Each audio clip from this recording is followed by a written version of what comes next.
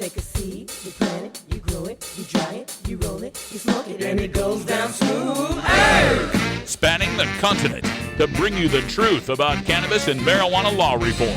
I smoke pot and I like it a lot. CannabisRadio.com presents The Russ Belville Show, the voice of the marijuana nation. Hey, this is great, man. Now, here's your host, Radical Russ Belville. Good day, tokers and tokettes and non-toking lovers of liberty. It is Tuesday, June 14th, 2016, and it's got to be 420 somewhere in the world. Welcome to the show. So glad to have you here today, and a nicer day I hope today will be.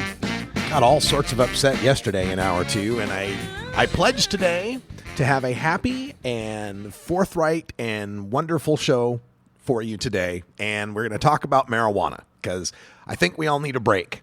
I think we all need a break from the events of the past couple of days and to get back into fighting the drug war. Not to say we're forgetting or looking past, but we are just, I think we need a break. So today, we've got all sorts of interesting things to talk about on the show and a very interesting guest who is joining us.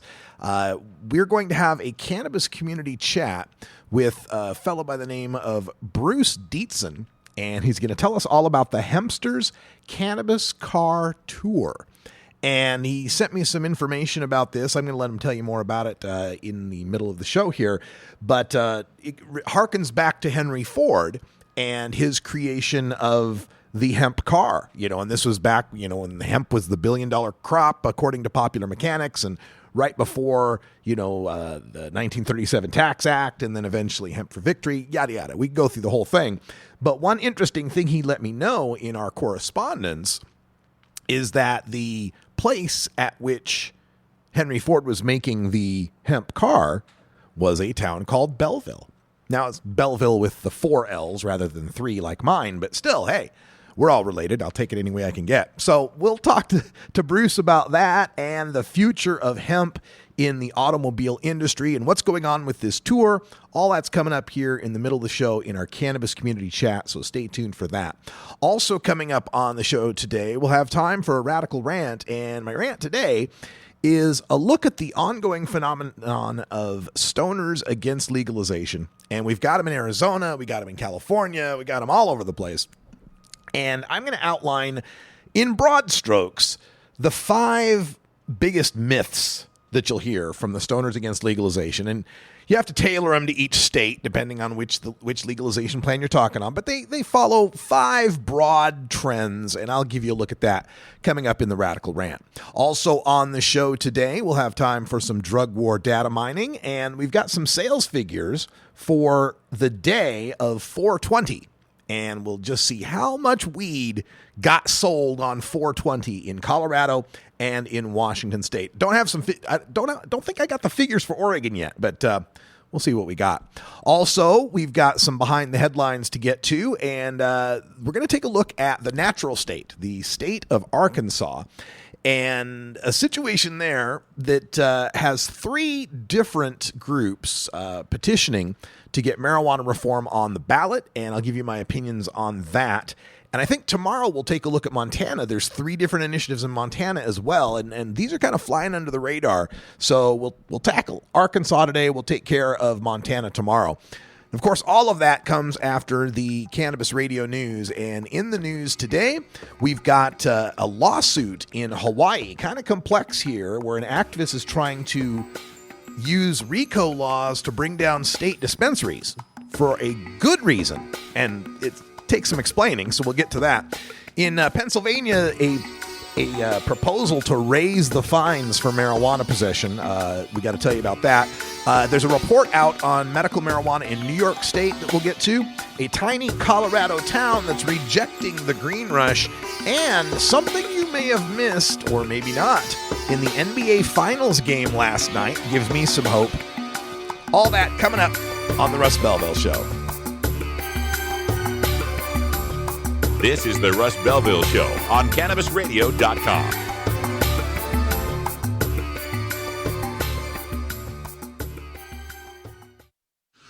we have your smoking section right here.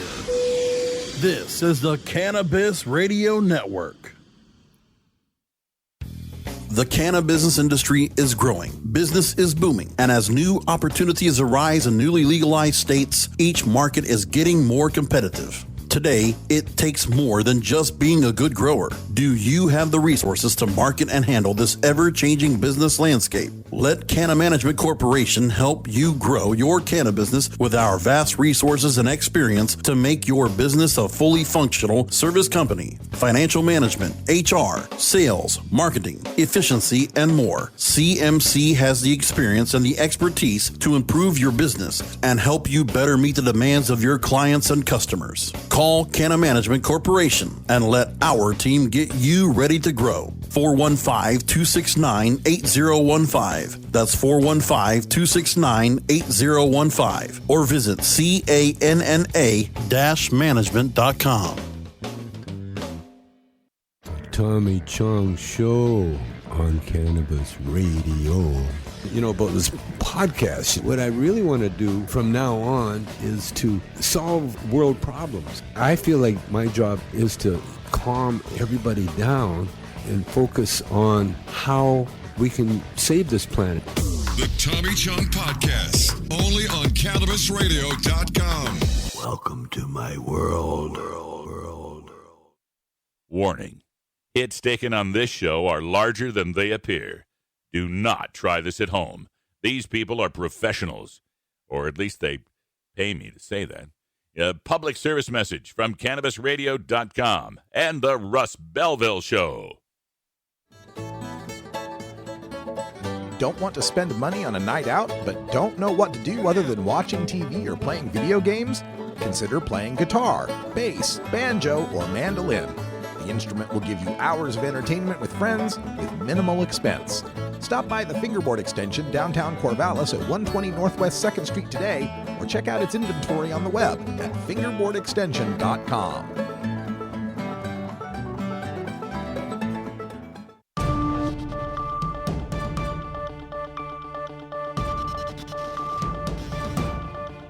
It's time for the Cannabis Radio News. Covering the latest headlines in consumer cannabis, medical marijuana, and industrial hemp. Cannabis Radio News is now available exclusively at CannabisRadio.com. Now your marijuana headlines in 4 minutes and 20 seconds. This is Cannabis Radio News. This is your Cannabis Radio News for Tuesday, June 14th, 2016. Hilo, Hawaii. A Hawaiian marijuana activist is suing the state over its proposed medical marijuana licensing scheme, claiming it breaks federal drug laws and is a scheme to fleece patients. Mike Ruggles, who is facing criminal charges regarding his operation of a now-defunct medical marijuana collective, alleges that the state is in violation of racketeering laws. Ruggles also alleges the dispensary licensing program will deprive patients of medicine since it phases out the existence of caregivers and the right to home grow over the next 2 years. Hawaii would add just 8 dispensaries under the proposal, owned by just 4 companies. Ruggles argues that he should not be facing the possibility of life in prison for his 3 Class A marijuana felony charges when the state will be licensing 4 companies to profit from doing exactly what he did in violation of federal law. Harrisburg, Pennsylvania. Activists gathered at the State House steps to criticize a proposal to increase fines for marijuana possession. The Pennsylvania House Judiciary Committee has scheduled a vote on a bill, House Bill 1422, that downgrades 30 grams of marijuana or less from a misdemeanor to a summary, which ends arrests but still results in a criminal record. The current law says punishment for possession shall not exceed $500. HB 1422 makes $500 the minimum fine, with a $750 fine for a second offense and $1,000 for every other offense, in addition to the possibility of up to 30 days in jail. Currently, jail time is rare for possession, as is the maximum $500 fine. Pennsylvania's 2 major urban areas have decriminalization. Pennsylvania has a code violation of $25 and Pittsburgh has a $100 ticket. Pennsylvania recently passed a limited medical marijuana law, but it will not be up and running until 2018. Albany, New York. too few patients are able to access medical marijuana in New York, according to a report from the Drug Policy Alliance. Since the rollout of the program in January, more than half the patients DPA surveyed had been unable to find a doctor to certify them, and 60% of them have been waiting over 3 months. Doctors in New York must undergo a state training course and register with the state to recommend medical marijuana for patients suffering from any of 10 serious medical conditions. Patients reported their doctors were reticent to recommend medical marijuana for legal concerns, while some doctors just didn't believe marijuana was medical. New York's program does not allow patients to grow their own medicine or even have any marijuana plant material. The cannabis oils they are allowed are expensive, leaving over 3/4 of those surveyed unable to afford it. Mead, Colorado. The tiny Colorado town of Mead has decided to table a proposal to repeal its ban on marijuana businesses. TimesCall.com reports that about 100 people gathered for a city council meeting where the repeal was tabled, effectively ending any chance of bringing the Colorado Green Rush to Mead anytime soon. Some locals in attendance cited the family atmosphere of Mead and how marijuana would bring nothing but problems.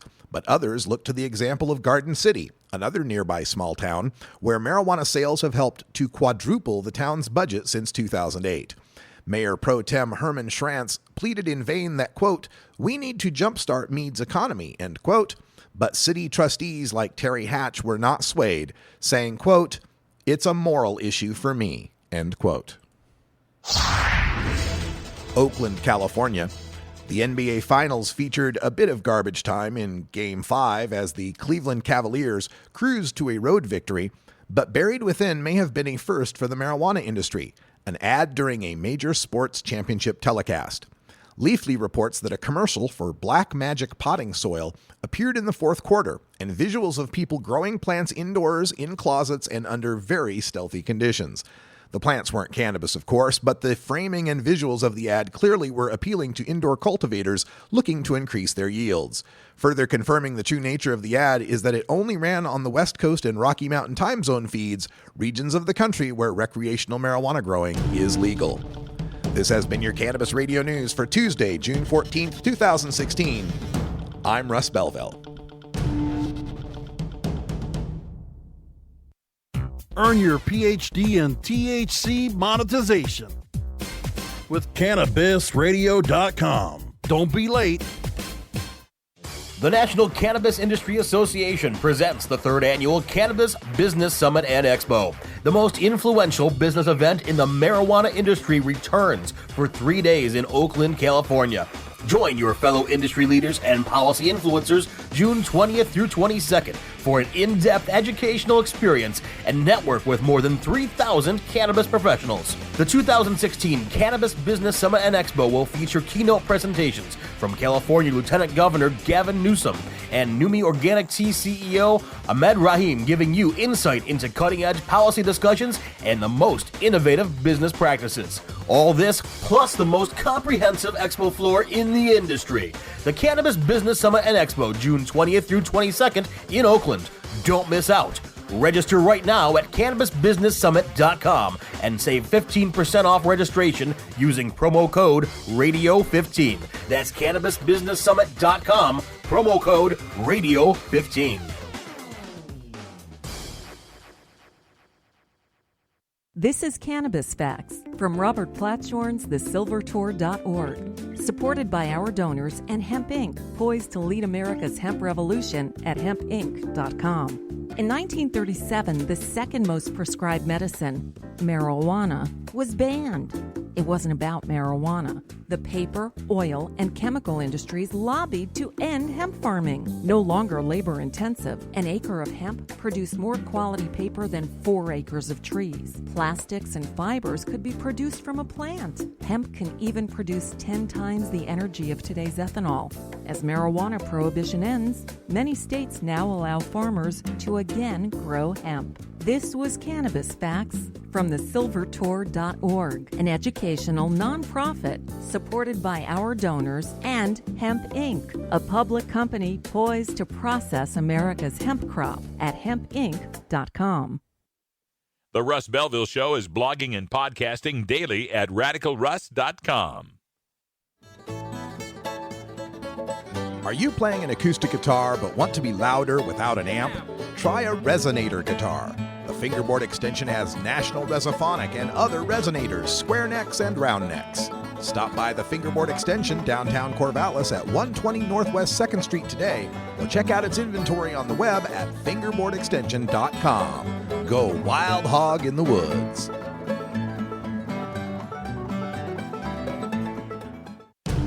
The world of cannabis is evolving at a frenetic pace. The Russ Belville Show gets behind the headlines to take a deeper look at breaking news in our Cannabis Focus. Today in the Cannabis Focus, we're going to take a look at the state of Arkansas, where there's not one, not two, but three proposals for marijuana reform going through the initiative process. And this is kind of a natural effect, I think, that we're going to get in the next few years since there's been success in marijuana legalization, and there's more and more interest in it, especially on the financial side. You know, going back to the 70s, 80s, even the early proposals of the 90s or 2000s, there was only just one group usually trying to get something together, one group that could have any money or any influence doing this, and everybody focused on that one group. But now people have so many different interests in this, so many different agendas, that we get different competing initiatives.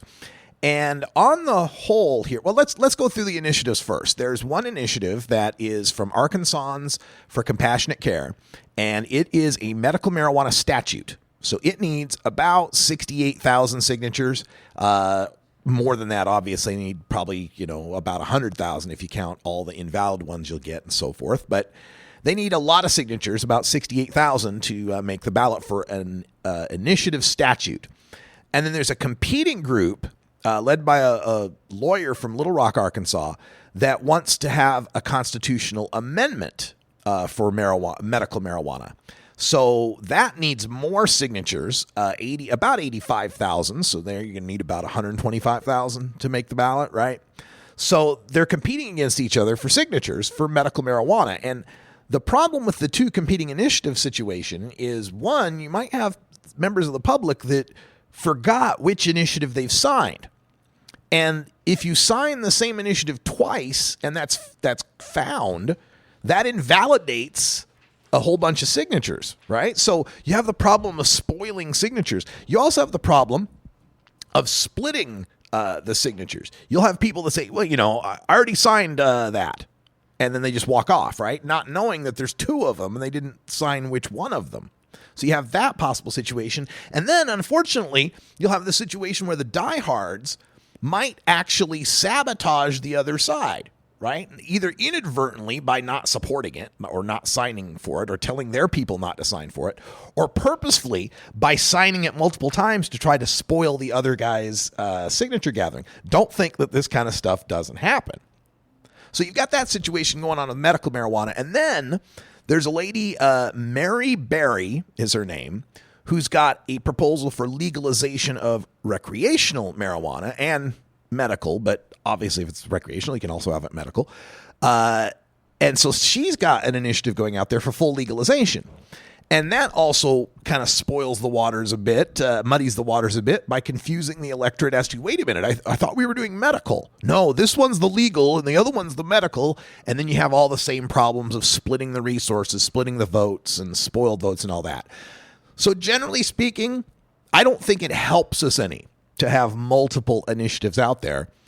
But what are you going to do? Not support them? If it's me, I'm going to sign every marijuana reform that comes in front of me. Absolutely. And there's nothing you can do to stop another group from trying to put together an initiative petition.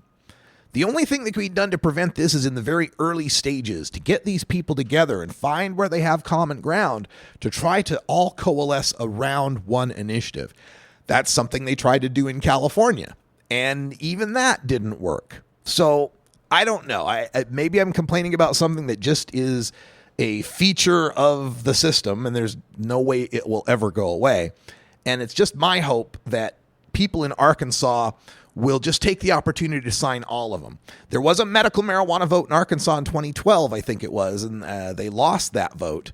So it's one of the few states that's voted on medical marijuana and not passed it. So let's hope for the best for the natural state, get something legal, medical or legal, happening in Arkansas, that'll be a good anchor to start working on the rest of the United States South.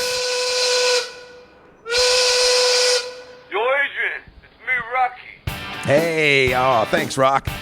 It's 20 after. Here's an interesting bit of Rocky trivia. Sylvester Stallone in the movie Creed is as old as Burgess Meredith was playing the same basic role in the movie Rocky. You're welcome. 20 after. Happy 420 for everyone in the Mountain Time Zone. We're back in just 2 minutes. Forwarding the cause of legalization and research of the growing cannabis industry, one podcast at a time. The Cannabis Radio Network. Dr. Dabber, hurry! Its temperature is shooting past 1,000 degrees Fahrenheit. It's burning up. I'm afraid for this little guy, it's just too late. What caused the problem? Only Dr. Dabber can maintain the perfect temperature for a smooth-tasting, slower burn. This standard vaporizer lost all of its health benefits, sending it up in smoke. So you're telling me that most vapor pens burn so hot they produce smoke, not vapor? Correct. Keep away from those standard vaporizer pens and turn to Dr. Dabber. Doctor's orders. Less heat, more flavor. Cannabis Confidential with Dr. Dina. Candid. I want to give you the inside story. Captivating. I want to introduce you to my kind and amazingly talented friends. Compelling. We get to meet some of the most amazing cannabis activists and warriors around. Listen in as medical marijuana pioneer Dr. Dina shares never-before-heard stories, chats with cannabis insiders and celebrity friends, and provides invaluable perspective and insight into one of the fastest-growing industries in the world. I want to share with you what was once confidential information. Let's expose the truth, discuss the issues, and learn the facts. Cannabis Confidential, only on CannabisRadio.com. This is the Russ Belville Show, annoying Kevin Sabet since 2012. When you are starting up a medical cannabis business, you want a fired-up lawyer who understands the needs of cannabis consumers. The law office of Lauren Vasquez is your fired-up lawyer for the cannabis industry. Visit her website, fireduplawyer.com, or call 1-855-MMJ-LAWS for more information. That's 855-665-5297 for Lauren Vasquez, your fired-up lawyer, or email fireduplawyer@gmail.com. Promoting the end of adult cannabis prohibition is easy because we have facts, science, reason, compassion, evidence, truth, and logic on our side. It's even easier when researchers catalog it all for us. Learn how to gather the facts on marijuana use, arrests, seizures, rehabs, drug tests, and more on this edition of Drug War Data Mining. All right, today in the Data Mines, we take a look at information coming out of the state of Colorado, where we find a brand new one-day record for marijuana sales has been set. And guess what that day would be? Well, of course, it's 420. The dispensaries in Colorado, according to the reports, sold $7.3 million worth of legal pot on April 20th, shattering the previous record for the best day ever, as well as the best month ever for the month of April. The 420 sales, that $7.3 million, was a 53% increase from the previous 420 in 2015. Went up by more than half of our sales here. The sales for 420 just keep growing and growing and growing. This is reported by CBS Market Watch as well. And the previous record, by the way, wasn't on 420. The previous record for sales for a single day in Colorado was September 16th, 2015. Why September 16th, 2015? 9/16? Why? Well, because that was the day that Colorado had that tax holiday. The Colorado laws, their constitution has this thing called TABOR, the Taxpayers' Bill of Rights, and it states that when you pass a tax in Colorado, you got to tell the people how much the tax is going to be. And then if it raises more than that, you got to give some of that money back. And so in order to square the books, they had one day, September 16th, where you could buy tax-free marijuana. And so everybody jumped at that, and it was a $6.1 million day on September 16th. Well, that record's now blown out of the water. 4/20/2016, $7.3 million in sales. And for the month of April, the entire month of April in Colorado was $117 million in sales. The previous record had been $101 million back in December, when everybody was making their Christmas purchases, I imagine. So we have a new record for the day, one day, 7.3 million, a new record for the month, 117 million. And we also have some sales figures from the state of Washington. On 4/20 in Washington state, the pot shops sold $5.5 million. That was double what they had sold on 4/20 the year before. And the hourly sales worked out to be 140% higher than any other day during the year. Nationally, recreational marijuana shops generated $5.4 billion in 2015.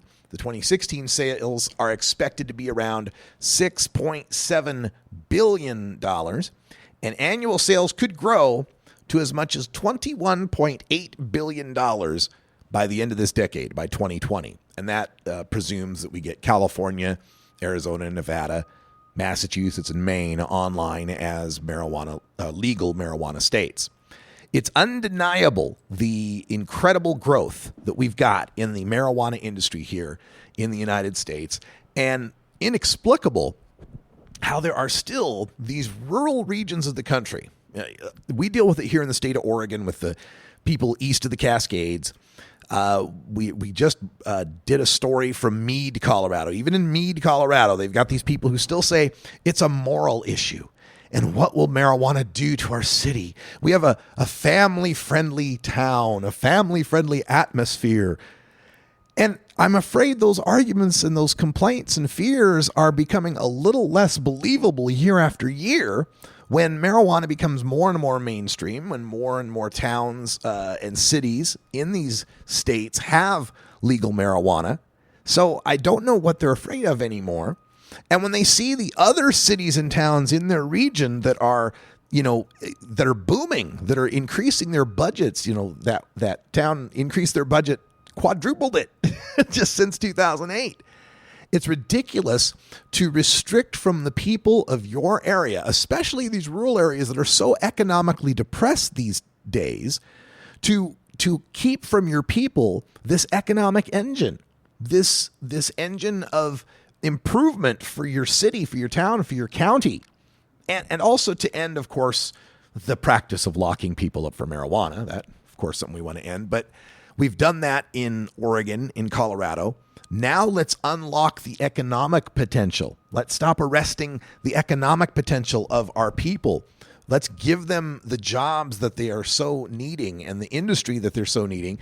A job in an industry that can't be outsourced and can only be automated so far.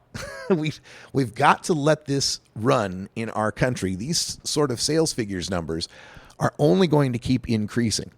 And it's going to keep increasing because the adults are getting back into the marijuana market. As we've reported on this show many times, the fastest growing demographic of cannabis consumers are people over the age of 50. People who may have smoked it before in their life and are getting back into it.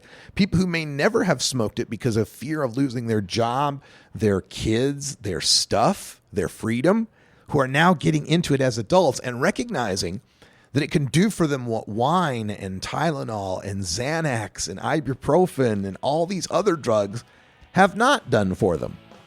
The fact that these sales figures continue to go up and the fact that adult use rates go up is a good thing. We should be encouraging it. All right, we're going to take a break, and when we come back, we'll be speaking with Bruce and the folks from the Hempsters Cannabis car. Stay tuned.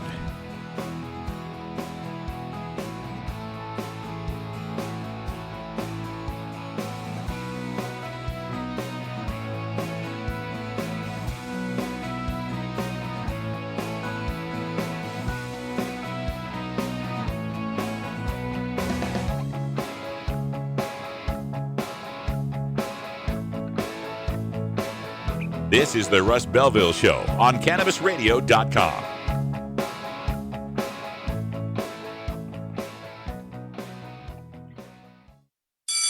Next to THC and CBD, you can now add CBR to your cannabis vernacular.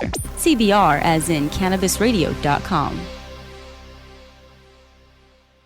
Play as Ted Growing, expelled botany sophomore and the biggest grower in town, only on Weed Firm Replanted. Available on the App Store and Google Play. It's a lot of work being the biggest grower in town. Maintaining a room full of plants while dealing with a slew of eccentric customers?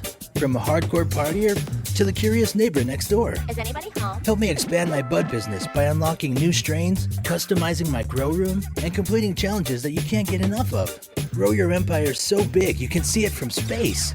Low on funds? Don't worry. Weed Firm Replanted is free to download. Download Weed Firm Replanted for free on the App Store and Google Play today. Get growing, Mr. Growing. It's time for Cannabis Facts about teen drug use from Robert Platshorn's thesilvertour.org. This message is supported by our donors and Hemp Inc., a public company poised to lead America's hemp revolution at hempinc.com. A recent survey by the U.S. Centers for Disease Control indicates that in states that have legalized medical marijuana, the rate of marijuana consumption among high school students has not increased. In fact, in legal states like Colorado, teen use has actually decreased significantly. It's simply no longer a big deal for teenagers in legal states. This was Cannabis Facts from thesilvertour.org, an educational nonprofit supported by our donors and Hemp Inc., a public company poised to lead America's hemp revolution at hempinc.com. You're not high. You're listening to the Russ Belville Show on CannabisRadio.com. I said, on this program, what do they want? My grandchildren and the monster. Did I scare you? Okay. Maybe you're high, too. Coming soon to a city near you, Cannabis Finance Boot Camp. Get all your cannabis accounting, legal, and compliance questions answered by their knowledgeable panel of industry experts who want to help your cannabis business boom. Whether you're a grower, dispensary operator, or a newcomer to the field, your cannabis business needs Cannabis Finance Boot Camp. For information on upcoming events, visit CannabisFinanceBootCamp.com.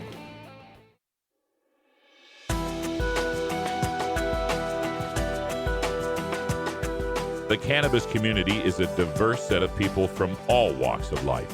Conservative and liberal, black and white, straight and gay, rich and poor, and everyone in between. Learn more about the people we are freeing from adult cannabis prohibition in our Cannabis Community Chat. All right, everybody, welcome back to the Cannabis Community Chat here. Joining us on the telephone, we got a very interesting guest. It's Bruce Dietzen joining us. Hello, Bruce. How are you? I'm doing great. I'm excited to talk to you because of this subject, the Hempsters Cannabis Car Tour. And I've got, as much education as a lot of folks who've read some of these cannabis books about how, Henry Ford once built a hemp car. I think that's as much as most of us know about this. Tell us about this Cannabis Car Tour and about cannabis cars in general. Well, yes. Thanks, Russ. Yeah, we're on tour currently. Just got back from from Dallas and Atlanta, where we did a couple of very successful events. So I'm bringing the car out there, and we're going to continue on tour in the next couple of weeks. We're going to be taking the car to the Alice White Plume Hemp Victory Celebration in Pine Ridge Indian Reservation on June 25th. And in July, we're going to visit up with Willie Nelson at his 4th of July picnic in Austin, Texas. And then we're off to, while we're in Austin, we're going to be going by this Austin State Capitol to help with the promotions that are in right now for legalization of cannabis in various forms while we're there. Going to be on the Capitol steps. And we're going to be Hemp on the Slope in Colorado on June 30th. Wow. But it's one big tour. Yeah. And We're basically touring the country, Russ. Investigating all these stories about cannabis saving lives and saving the planet to find out if they're true. And we're doing it in a car made out of cannabis. That's great. And so this cannabis car, following some of the, like I said, we read about Henry Ford making a cannabis car, but what does that really mean? I mean, how much of the car is cannabis? Right now, the body is made out of cannabis, hemp, and the objective is to do what Henry Ford did, and that is to make everything we possibly can out of cannabis hemp. Because by doing so, we're able to drop the lifetime carbon footprint of a typical car by 23%, which is a huge reduction in carbon. And how is that? Just because of the stuff that you're replacing in the manufacturing process, or also the car being lighter and less, more gas efficient? I mean, how does that work? Well, it is a little bit lighter, Russ. But basically, what Henry Ford discovered, without even knowing that he did it, was that he was making about half of the car out of carbon negative material, and then the other half, like the engine and that sort of thing, which had to be made out of steel, that's carbon positive. But when you add them together, Russ, then you end up with a carbon neutral thing going on there. And what a lot of people don't know is that about 23% of the lifetime carbon footprint of an gas-powered car comes just from manufacturing it. And with an electric car, it's all the way up to 46%. It's a huge amount of carbon just from manufacturing the car. Yeah. Now I'm glad you brought up electric cars, because I've spoken to other people in hemp who are marveling at this discovery of being able to use hemp fibers as a replacement for graphene in batteries. Is that is that the next step here in cannabis cars?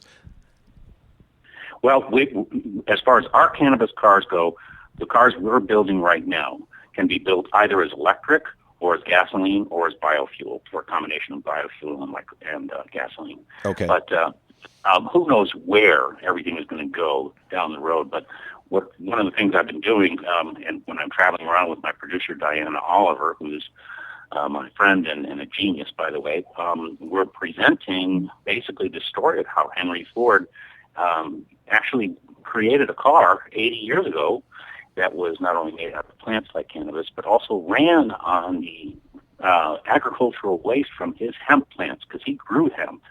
And as a result, his car was actually 4.7 times greener than today's electric cars, because it was made out of plants and then it ran on plants. It was incredible. Wow. Yeah. A biofuel version of a hemp-based car makes a whole lot of sense. And who knows, if we get this battery technology made out of hemp, we could have hemp batteries powering hemp cars, and what an amazing development that would be. We're speaking with Bruce Dietzen. He's with the Hempsters Cannabis Car Tour. And you mentioned that you're heading to South Dakota, the Alex White Plume celebration.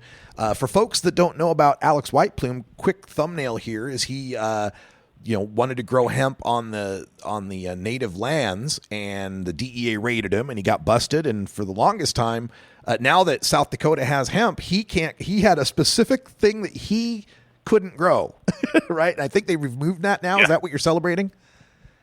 Yeah, I don't know all the details. Diana has met with him numerous times and has been trying to support his efforts. So finally, I get a chance to help support him too. He's quite the individual, from what I understand, quite the trailblazer, and we'd like to support his efforts.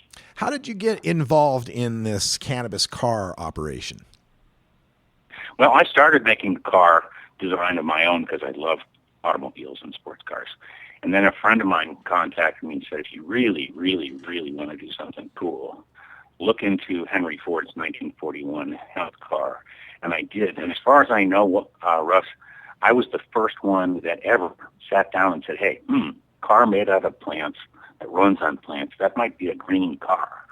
Believe it or not, I don't think anybody really analyzed it before. But when I actually did the analysis of how green it was, it just blew my mind. I said, I've got to make this car out of cannabis, and then try to figure out how to fuel it as similarly as Henry Ford did too.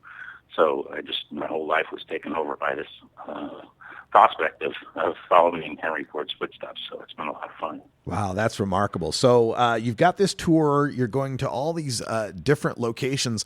What have the reactions been from the people when you show them and tell them about this car? It's really huge. Well, first off, I'm driving along the freeway yesterday, Russ. A guy in a Porsche 911 Turbo, high-end Porsche car, comes cruising by, and he's honking his horn and giving you the thumbs up, and he blasts off at 100-something miles per hour. So even people buying cars and stuff love the car, and the kids love the car. Just the shape is just a natural shape, and so folks love the design of the car. And then when I tell them it's made out of cannabis hemp, they either go, "Wow, that's really cool," or "What's cannabis?" Yeah, there you go. I have to explain it to them. Yes, that's really neat. That's pretty amazing. So if people want to see this car or know where the tour is going, do you have a website or a Facebook they can get in touch with? Yeah, let me give the Facebook first, okay? And this is one that Diana manages. It's called, on Facebook, go to Hempsters Cannabis Car Sustainability Tour.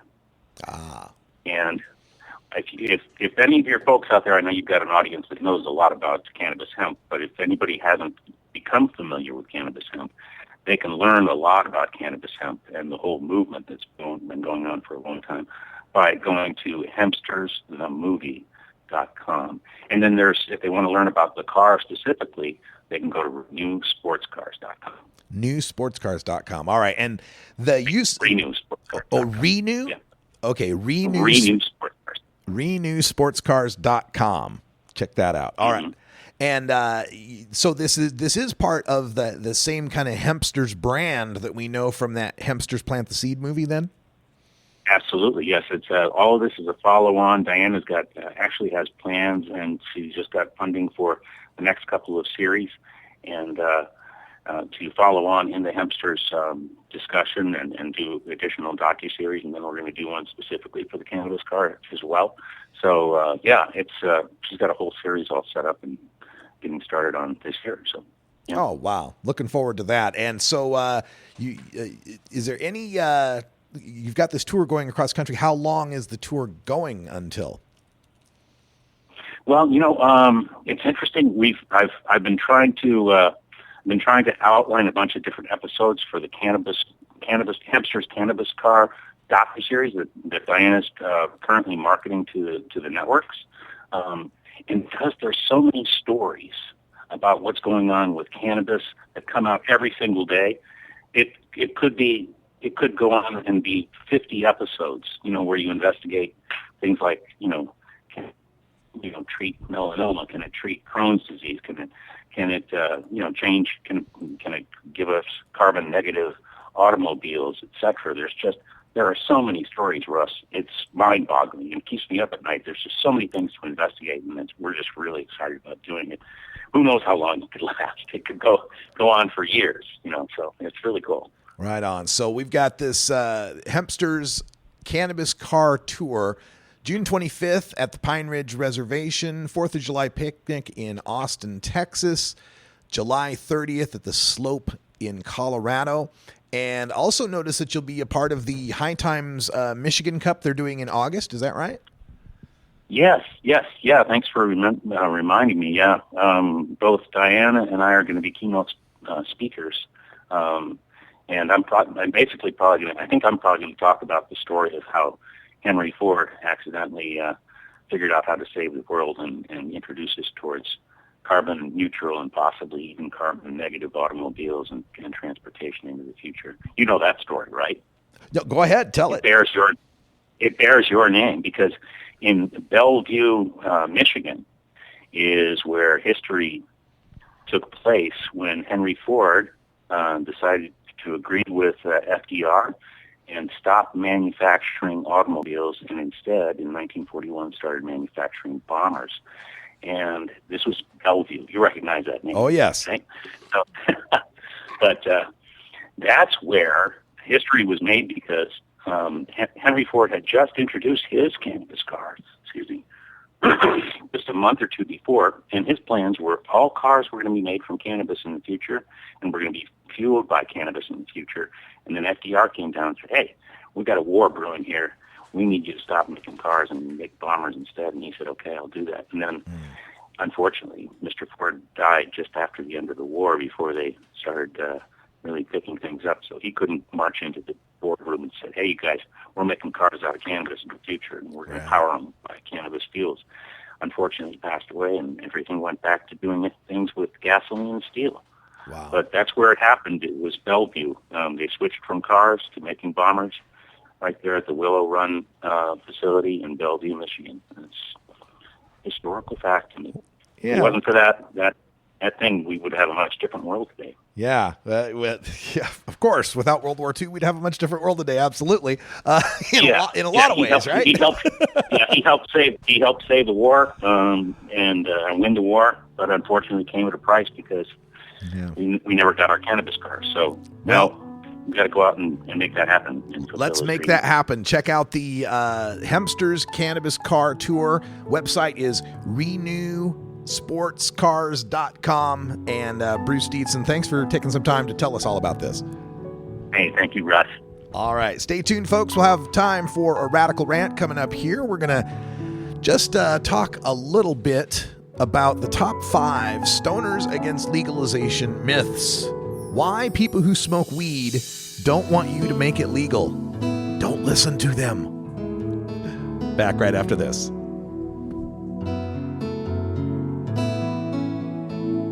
This is the Russ Belville Show on CannabisRadio.com.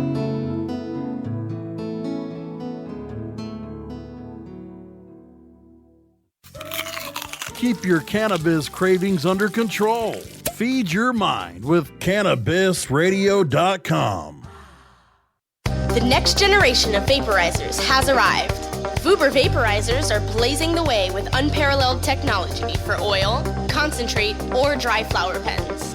Providing unsurpassed customer service and expert craftsmanship, Vuber vaporizers use cutting-edge technology, providing a power-packed, smoother vapor with a lifetime guarantee. Experience vaporizing the way it was meant to be. The Vuber way.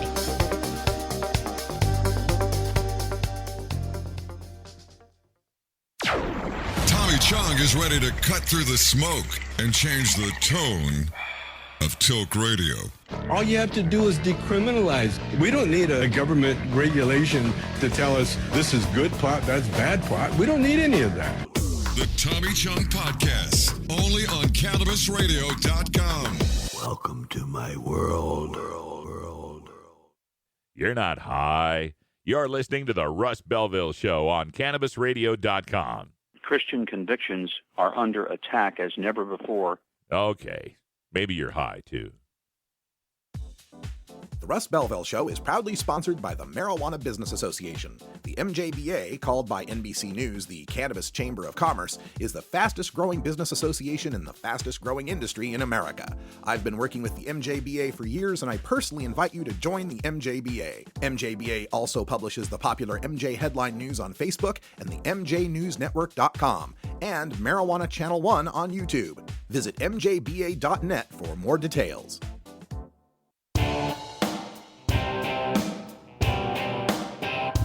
We must wage what I have called total war against public enemy number one. I support a change in law to end federal criminal penalties for possession of up to 1 ounce of marijuana. That marijuana, pot, grass, whatever you want to call it, is probably the most dangerous drug. Some think there won't be room for them in jail. We'll make room. I experimented with marijuana a time or two, and I didn't like it and didn't inhale. One major responsibility is to encourage people to use less drugs. Entirely legitimate topic for debate. Radical Rant. All right, welcome back, everybody. Today for the Radical Rant, we want to take a look at the top 5 fallacies of stoners against legalization. It's a phenomenon I've been tracking ever since 2010 when Prop 19 was on the ballot in California, and to my chagrin, people that smoke pot were against it. Yeah, people that smoke pot wanted to vote against legalizing marijuana. Now, a lot of these people were motivated by the medical marijuana industry, a lot of dispensary owners who were engaging in a bit of rent-seeking behavior, trying to maintain their own sort of monopolies on their business. But nevertheless, we've had this phenomenon, and this year, of course, we've got California, Arizona, Nevada, Massachusetts, and Maine that are likely to be voting on marijuana legalization. Nevada and Maine are already on the ballot. California's already got the signatures. Still waiting on Arizona and Massachusetts. But in every state that's ever voted to legalize since 2010, there's always been a tiny contingent of stoners against legalization telling you to vote to help the cops maintain marijuana prohibition. I don't really find the phenomenon before 2010. I've looked because there were votes in 2006, 2004, 2002 for marijuana legalization. And I don't really remember a stoners against legalization phenomenon. It really only started after 2009, which is, of course, around the year when medical marijuana dispensaries started to really explode. So there's some correlation there. But let me give you the top 5 reasons and why they're bunk. Number 1, legalization will destroy medical marijuana. All right. Well, in 2010 in California and in 2012 in Washington, when they had legalization on the ballot, some people insisted that legalization would devastate medical marijuana. And while California's Prop 19 did fail, Washington's I-502 passed, and since then, there have been some cutbacks and changes in their medical marijuana program. But here's why it's bunk. Washington State never had a well-regulated medical marijuana program, and the efforts to tighten it up were already in the works in their legislature. Legalization didn't hurt Washington's medical marijuana. Washington's medical marijuana hurt Washington's medical marijuana. And California has already passed new regulations for the medical marijuana industry, and the other 4 states voting already have well-regulated programs. And all these states voting on legalization, in their initiatives, they've got language expressly protecting their medical marijuana programs, and in most cases improving them by adding protections for patients' rights to indoor grows or child custody or organ transplants or housing or employment protection. So, the number 2 myth from the Stoners Against Legalization: legalization is a scheme to manufacture more stoner arrests. Some people will tell you that the legalization initiative contains new ways for police to arrest more cannabis consumers than they do now. And another fear is that legalization will somehow incentivize the cops to go after people who are just over the newly legal limits for possessing and growing. Now, why it's bunk?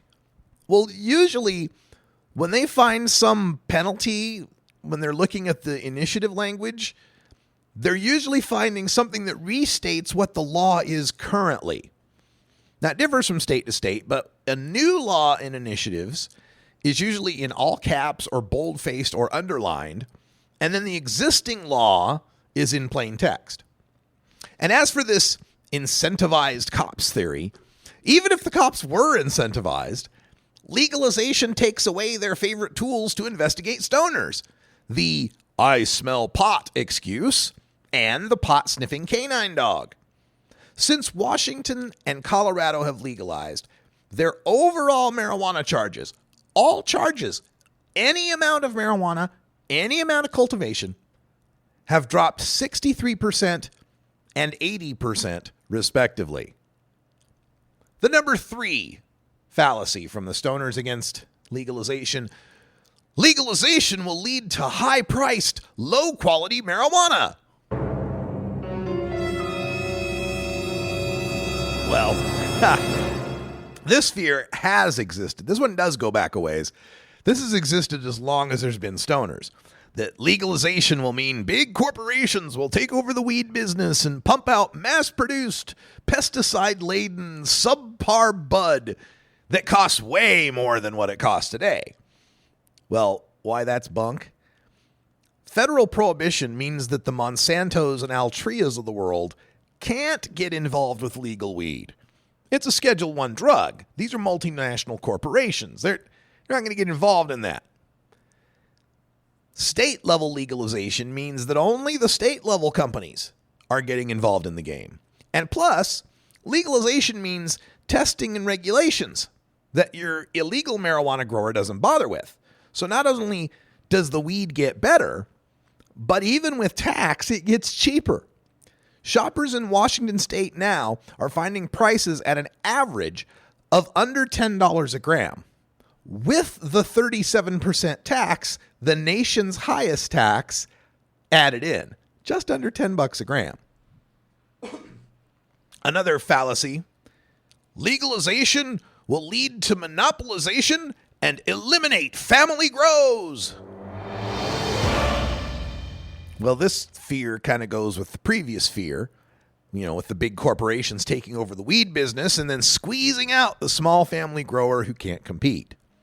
Why that's bunk? Well, if your business model was based on being the only weed guy in town, yeah, you're in for some competition.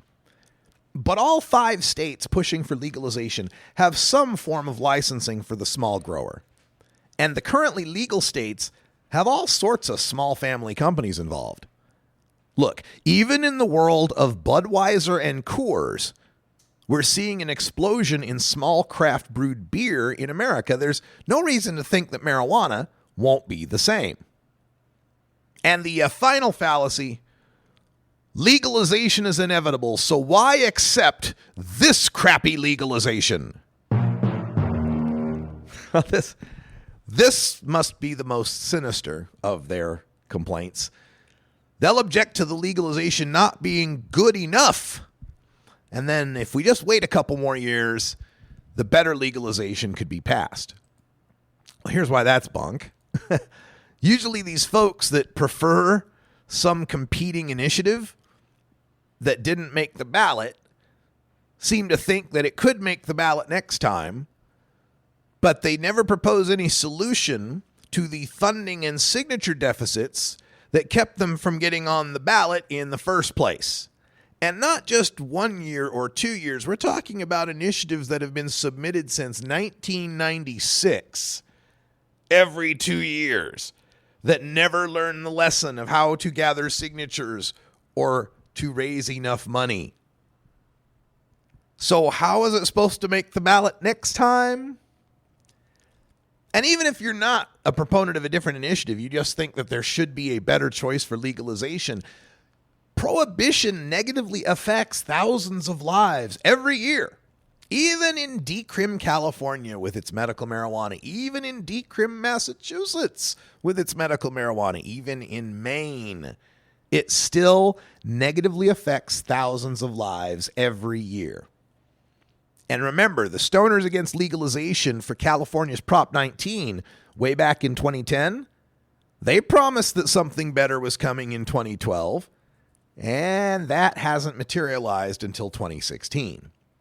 And even some of those people are still saying, well, wait till next time, wait till next time. No.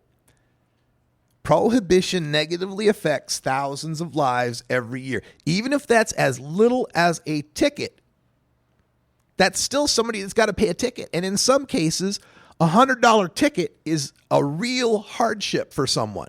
And that can lead to a whole cascading problem of unpaid fines that lead to warrants, that lead to jail, that lead to bail you can't make, that lead to losing jobs, that lead to continued incarceration and further into a life of crime.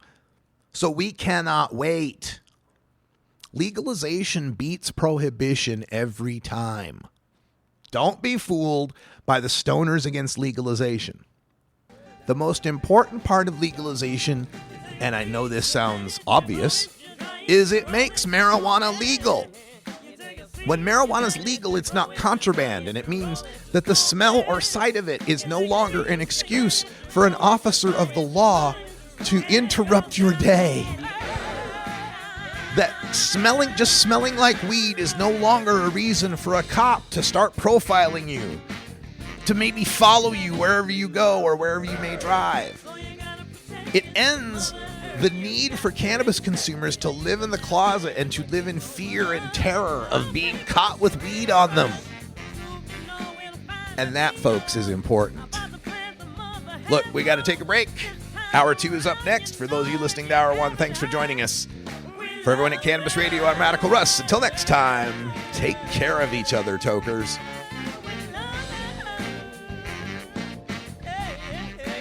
This is the Russ Belville Show. The Russ Belville Show is blogging and podcasting daily at radicalruss.com. You take a seed, you plant it, you grow it, you dry it, you roll it, you smoke it. You take a seed, you plant